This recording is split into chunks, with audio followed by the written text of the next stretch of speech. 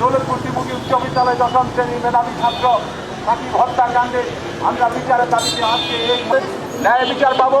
আজকে গ্রামবাসী নাফানগর ১ নং নাফানগর ইউনিয়নবাসী ও গ্রামবাসী একজন মেধাবী ছাত্র এবং তার নির্মম হত্যাকাণ্ডের ন্যায় বিচারের দাবিতে আমরা আশা করি আমাদের সাংবাদিক ভাইয়েরা নগদে ৫০০ টাকা বা তার বেশি পেমেন্টে পেতে পারেন ঢাকায় জমিসহ ২০ কোটি টাকার পুরস্কার।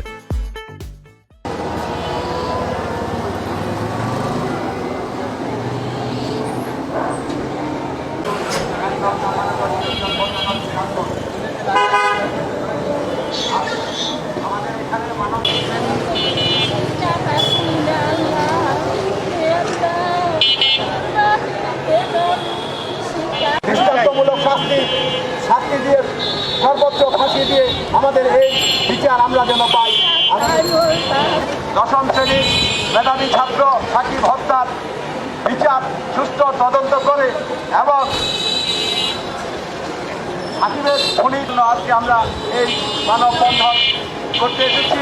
আমরা সাংবাদিক ভাইদের প্রতি আমাদের